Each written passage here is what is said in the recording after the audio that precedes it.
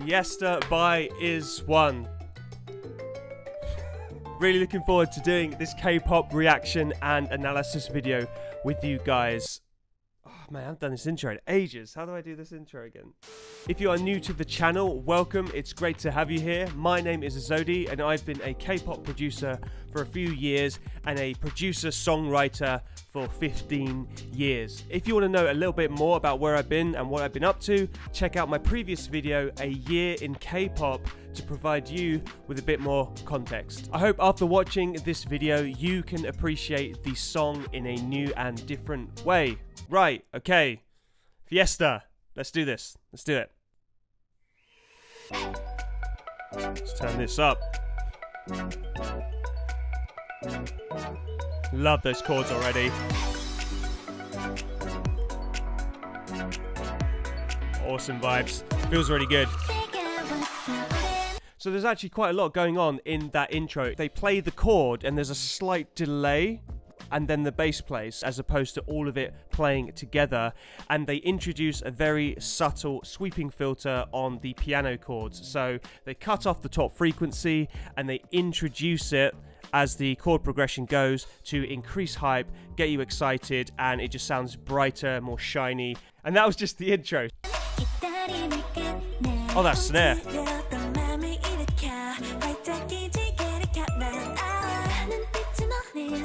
Still got that bass delay as well. Comes after it. Awesome. Feel that mood pick up.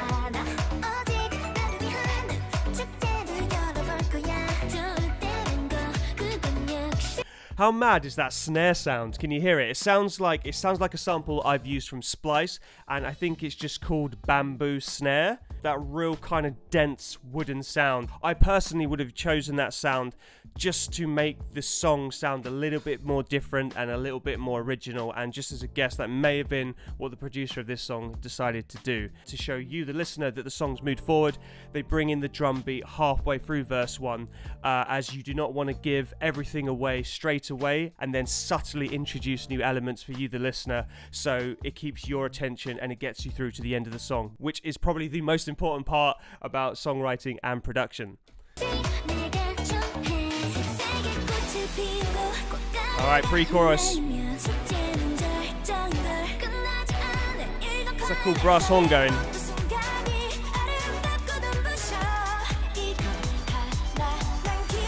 Can you feel that tension and hype building up? And that's normally the purpose of a pre-chorus. I've noticed that they brought the energy down. It went into a half-time beat. It's about bringing you up and down. You don't want a song that's just going to be straight.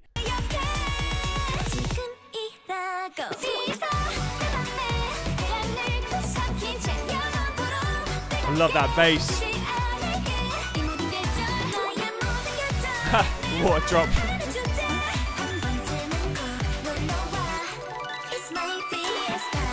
Here we go, B chorus.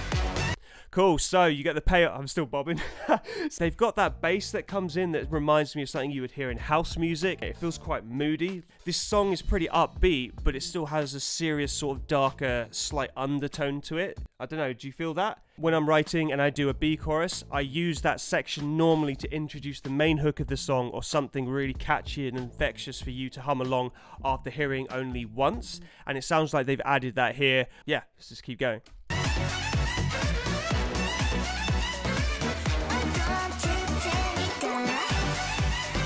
I love that water drop. Just breaks up the sound nicely.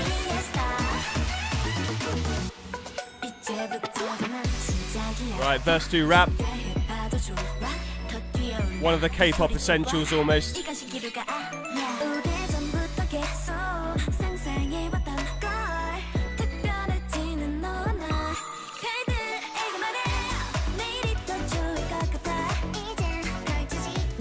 They start verse 2 with a halftime rap, and that's very popular in K-pop. And then what they do halfway through verse 2 is pick it back up, and it's actually taken from the second half of verse 1 and they've kind of stuck it on here. Yeah, it's awesome. So much going on. It's absolutely incredible. That bamboo snare, I love it.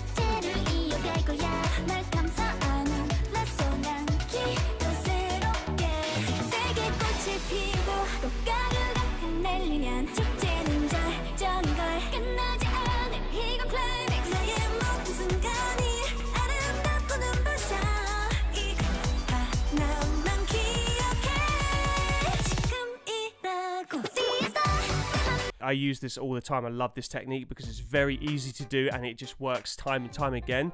Is they pull out all the instruments just before the drop. So think about it. You can only have so many instruments playing at once. So just think about it, right? You can only have a certain amount of instruments playing at one time before the mix starts sounding distorted. What else can you do to enhance the impact of the next section? The only thing you can do is to pull everything out so there's practically silence. Then when you bring everything back in again, it's going to have way more power and way more impact. Super easy. You just delete a bunch of the instruments just before the drop.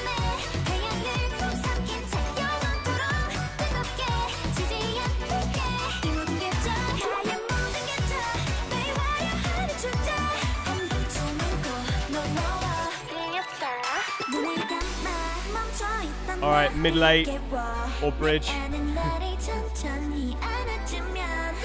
Cool, so what they've done is they brought the energy down and they're going to get you, the listener, ready for the biggest part of the song, which normally is the final chorus. You're most likely going to hear extra elements added, like extra vocal harmonies, because this is like the biggest peak of the song and you want to throw everything away. You've been holding back this entire song for this point, the final chorus, and this is the last point before that where it's going to bring you down. It's a good chance to step away and try and mix up the genre and the sound a bit, and they've done that here. They have a chord that actually jumps out of key and back in, which is very popular in K-pop and J-pop as well. It's considered quite fun, it's interesting, and for me it makes me want to sit forward and, like, you know what I mean? It kind of like feels like, oh, where did that come from? Let's go. Feel that build, yeah?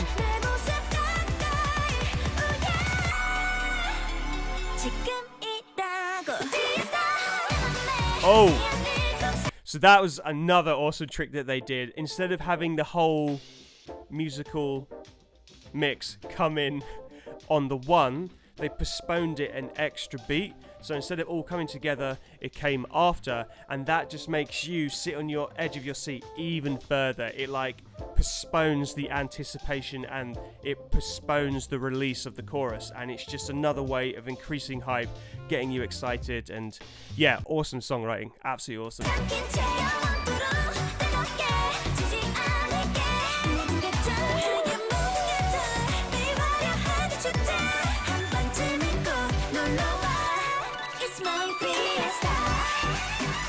And B-chorus in halftime. Awesome.